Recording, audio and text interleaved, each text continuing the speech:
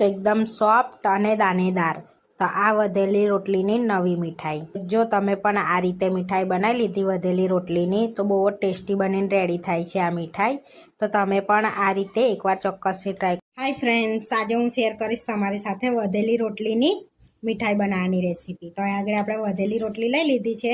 તો આપણે વધેલી રોટલીનો આ રીતનો યુઝ કરી લઈશું. તો આગળ 4 થી 5 આપણે વધેલી રોટલી લીધી છે. સવારની હોય તો બી ચાલે અને સાંજની હોય તો બી ચાલે. આખી રાત રવા દીધી હોય તો બીજા દિવસની પણ ચાલી શકે. આગળ તવો ગરમ કરવા મૂકી દીધો છે, એની પર રોટલી મૂકી દઈશું આપણે અને અડધી ચમચી જેવું ઘી લગાડીશું આપણે.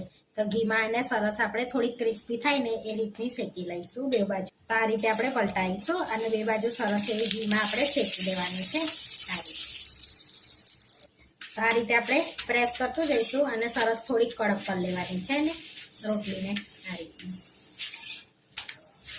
તો ધીમા તાપે એને શેકવાની છે આ રીતની, જોઈ શકો છો. હવે આપણે સરસ શેકાઈ ગઈ છે આ રીતની. બહુ કડક ના થાય તો પણ ચાલશે. આ રીતને આપણે શેકી લીધી છે. આ રીતે આપણે બધી રોટલીને શેકી લેવાની છે સરસ એવી ઘીમાં.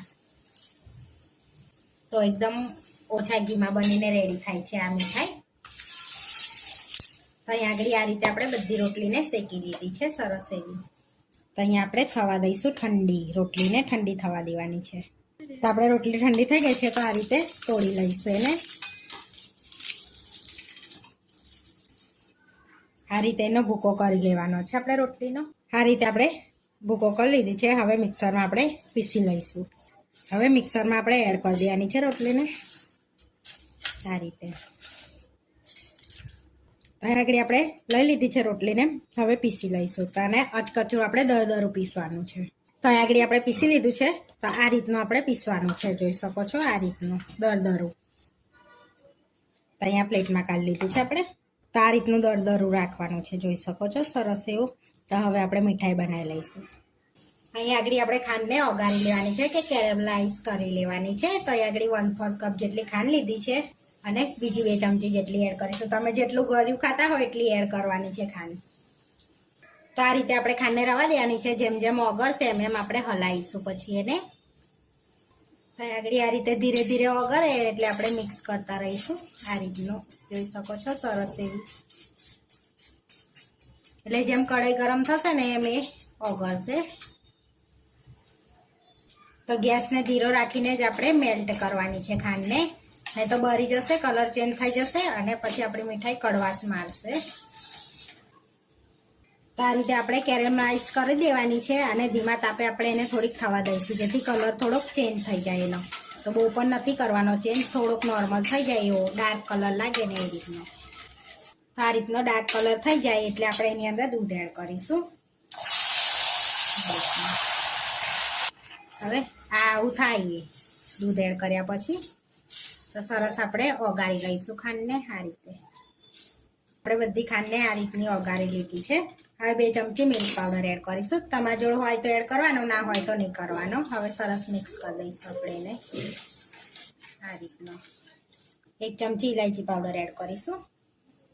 થોડા પિસ્તા અંદર જ એડ કરી દઈશું અને સરસ એવું થોડુંક આપણે થીક થવા દઈશું એને.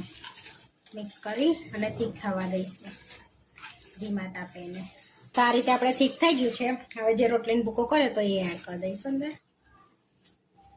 અને સરસ બધું મિક્સ કરી દઈશું આ રીતે. હવે સરસ એને થીક કરી લેવાનું છે રોટલીના ભૂકા જોડે આપણે મિક્સ કરીને આ રીતે. તો આ રીતનું આપણે સરસ થીક થઈ ગયું છે, જોઈ શકો છો. હવે આપણે ઠારી દઈશું. તો અહીં આગળ આપણે તેલથી ગ્રીસ કરી લઈશું. તો આપણે ડીશ લીધી છે અહીં આગળ કેક ટીન હોય તો તમે કેક ટીનમાં કરી શકો છો એને સેટ. તો અહીંયા આપણી પાસે આ રીતની ડીશ છે એટલે એમાં સેટ કરીએ છીએ આપણે. હવે આ રીતે આપણે પ્લેટમાં લઈ લઈશું અને સરસ સેટ કરી દઈશું એને આ રીતે, જેથી આપણે થીક પીસ પડે ને એ રીતનું આપણે સેટ કરીશું એને. અહીંયા આપણે સેટ કરી લીધી છે. તો થોડીક પિસ્તાથી આપણે એની પર પિસ્તા એડ કરીશું થોડાક. હવે આ રીતે પ્રેસ કરી લઈશું થોડુંક એને એટલે પિસ્તા અંદર ચોંટી જાય અને આપણે સેટ થવા રવા દઈશું બહાર જ, જેથી ઠંડી થઈ જશે એટલે સરસ પીસ પડશે. આપણે સરસ સેટ થઈ ગઈ છે તો કટ કરી લઈશું આ રીતે. જોઈ શકો છો સરસ એવા કટ પણ આપણે પીસમાં થાય છે આ રીતે. તો મીડિયમ સાઇઝના આપણે પીસ પાડીશું. આગળ આપણે કટ સરસ કરી લીધા છે, જોઈ શકો છો. હવે સર્વ કરી લઈશું. તો એકદમ ઇઝીલી આપણા પીસ પણ નીકળી જાય છે, જોઈ શકો છો. તો એકદમ ટેસ્ટી વધેલી રોટલીની આપણે મીઠાઈ રેડી થઈ ગઈ છે. જો તોડીને બતાવો તો એકદમ મિલ્ક કેક જેવી આ મીઠાઈ લાગે છે. તો એકદમ પોચી અને દાણેદાર, એકદમ સરસ લુક પણ એનો આવે છે. તો આપણે વધેલી રોટલીની ટેસ્ટી મીઠાઈ બનીને રેડી થઈ ગઈ છે. આવા વિડીયો જોવા માટે મારી ચેનલને સબસ્ક્રાઈબ કરો, લાઇક કરો અને શેર કરો, અને તમે જરૂરથી ટ્રાય કરો. ફરી મળીશું નવા વિડીયોમાં. કોમેન્ટ કરીને જરૂરથી જણાવજો કે તમને અમારી રેસીપી કેવી લાગી.